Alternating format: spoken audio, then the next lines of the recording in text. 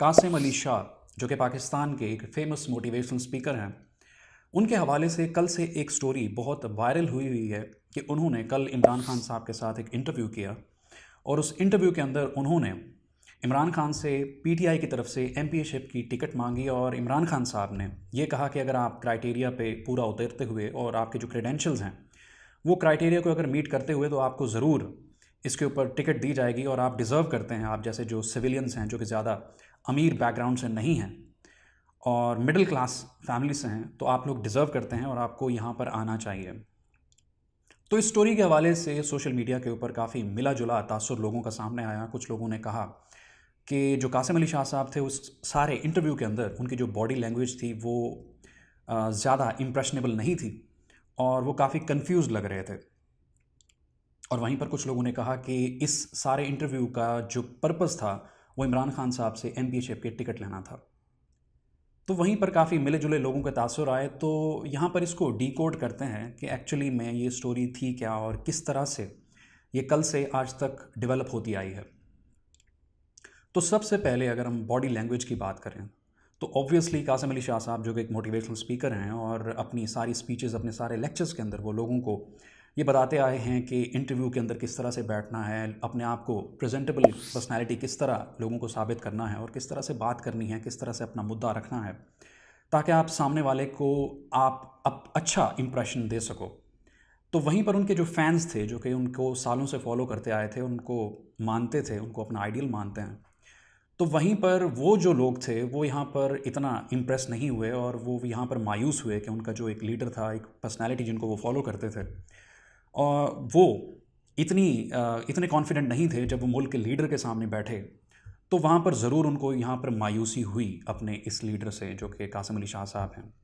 तो वहाँ पर उनकी मायूसी समझ भी आती है। वहीं पर कुछ लोग ये जो चर्चा है इस बात का कर रहे हैं कि इस इंटरव्यू का जो मकसद था, ये बेसिकली ये जो इंटरव्यू था ये प्लांटेड था और इसका जो मकसद था वो इमरान खान साहब से पीटीआई की एमपीशिप की टिकट लेने थी। तो वहाँ पर शायद लोगों को इस चीज़ का आइडिया नहीं था कि ये इंटरव्यू कर किस वजह से रहे हैं कासिम अली शाह साहब। तो वहाँ पर उन्होंने अपने अगले 2 इंटरव्यूज़ के अंदर बताया कि ये पूरी उनकी कैंपेन है, अवेयरनेस कैंपेन है, जिसके अंदर वो मुख्तलिफ लीडर्स के पास जाएंगे और वहाँ पर उन लोगों से इंटरव्यूज़ करेंगे और उसके अंदर कोई ये नहीं होगा कि पीटीआई से सिर्फ करने हैं, तमाम पॉलिटिकल पार्टीज़ से, उनकी लीडरशिप से उन्होंने इंटरव्यूज़ करने हैं। इसके अलावा ये बात कि जहाँ पर लोगों ने कहा कि इसका जो मुद्दा था वो सिर्फ इमरान खान साहब से टिकट लेना था और इसके लिए उन्होंने वहाँ पर चिपकी चपड़ी बातें की, उन्होंने इमरान खान साहब की खुशामद करने की कोशिश की और इस तरह की बात है, तो जिसकी वजह से वो इस तरह के कमेंट्स भी आपको देखने को मिले कि इसके अंदर लोगों ने कहा कि ऑलमोस्ट आप तो सोफ़े से गिरने वाले थे, इतनी ताज़ीम के अंदर आप थे। तो वहाँ पर ये बात कि ये कहना ये निहायत गलत होगा कि जो कासिम अली शाह साहब थे वो वहाँ पर बिछ गए थे और सिर्फ उनका जो एजेंडा था वो पीटीआई की टिकट लेना था। तो ऐसी बात बिल्कुल नहीं है। उसके अंदर अगर आप इंटरव्यू के अंदर देखें तो उन्होंने एक हार्ड हिटिंग क्वेश्चन भी वहाँ पर इमरान खान साहब से किया, जिसके अंदर उन्होंने कहा कि नेल्सन मंडेला की उन्होंने एग्जाम्पल दी और वहाँ पर उन्होंने कहा कि नेल्सन मंडेला ने जेल से बाहर आते हुए उन्होंने सारे जितने भी एनिमीज़ थे उनको माफ़ कर दिया था। तो आप क्यों माफ़ नहीं कर देते जबकि मुल्क इतने क्राइसिस में से गुजर रहा है, हमारे पास बहुत सारी मसाइल हैं जिनको हमने सॉल्व करना है। तो ये जो हार्ड हिटिंग क्वेश्चन है इमरान खान साहब के लिए बहुत ही डिफ़िकल्ट हमेशा से रहा है इसको फेस करना।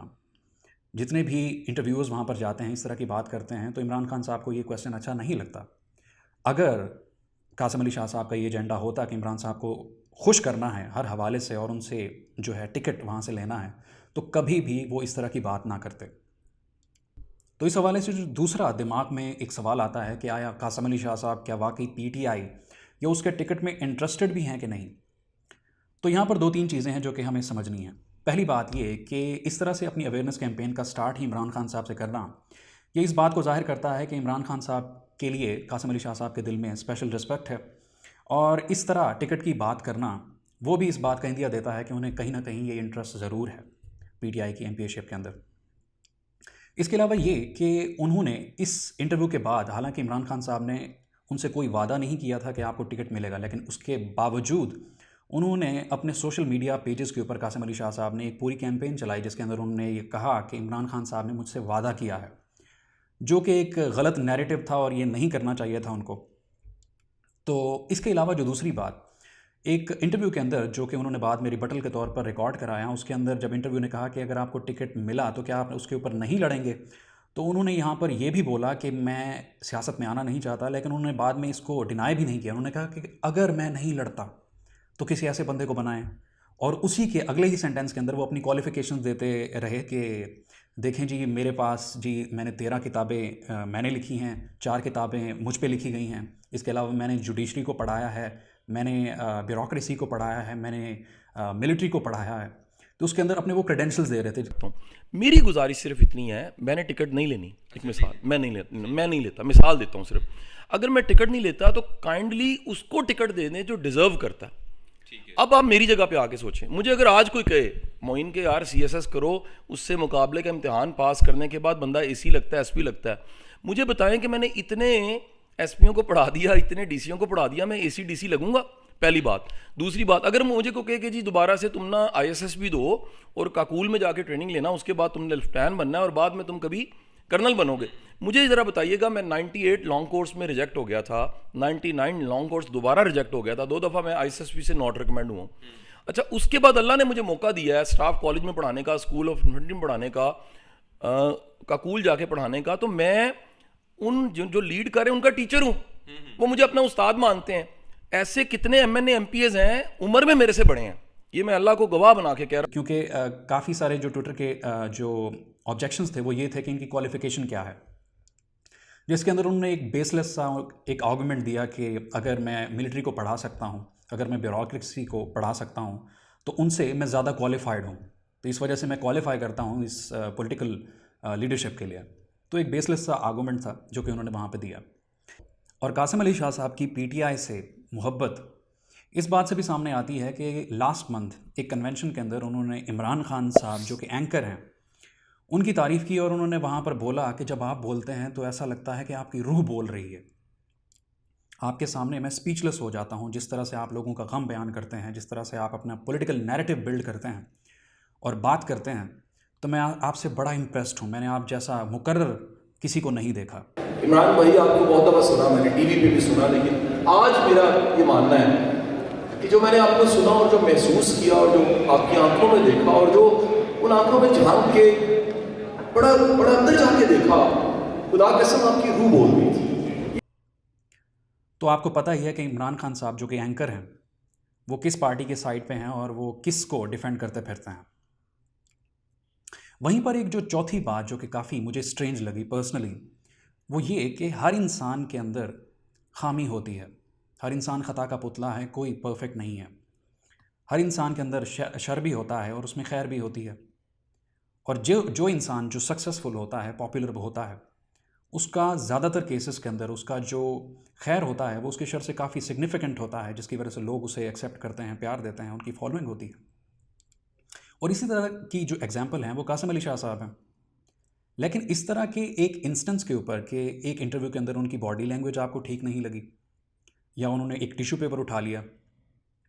या उन्होंने वहाँ पर एक टिकट की बात कर ली दो के, वो कह रहे हैं कि उन्होंने एक लाइटर नोट के ऊपर वहाँ पर बात की, लेकिन वो ऑब्वियसली उसके ऊपर हमने बात कर ली है कि उनका इंटेंशन कुछ ना कुछ पीछे ज़रूर था। लेकिन इस तरह से किसी एक इंस्टेंस के ऊपर एक इंसान को इस तरह से राइट ऑफ कर देना, उसके सारे कंट्रीब्यूशन को, उसकी सारी बातों को, ये ऑब्वियसली ये जो एक प्रिवेलेंट हमारे अंदर एक कल्चर है कि एक इंसान को सिर्फ उसकी एक खूबी के ऊपर हम सर पे बिठा लेते हैं और वहीं पर एक ही खामी की वजह से या एक ही कोताही की वजह से हम उसको ज़मीन पर गिरा देते हैं। ये जो एक्सट्रीमिस्ट बिहेवियर है जो कि आजकल दुनिया के अंदर बहुत ज़्यादा प्रिवेलेंट है, ये बहुत ही डेंजरस है, जो कि हमें समझने की ज़रूरत है।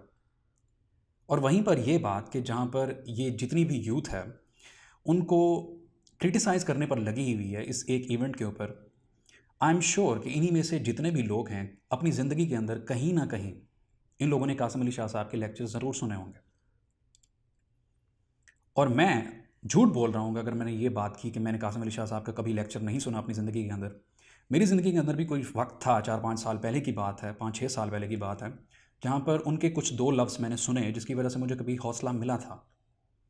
मैं इसको एडमिट करता हूँ। हाँ, उम्र के साथ साथ बढ़ते बढ़ते अब वो चीज़ें इतनी रेजोनेट नहीं करती जिस तरह की वो बात करते हैं, वो एक अलग बात है, लेकिन फिर भी कहीं ना कहीं जो उनका कंट्रीब्यूशन था मेरी लाइफ के अंदर वो कहीं ना कहीं है। तो हमें अपना दिल बड़ा करना चाहिए, किसी की एक गलती के ऊपर उसको राइट ऑफ कर देना ये एक ज़्यादती है। So these are my 2 cents on the story of Qasim Ali Shah and his interview with Imran Khan Saab. Until next time, bye-bye.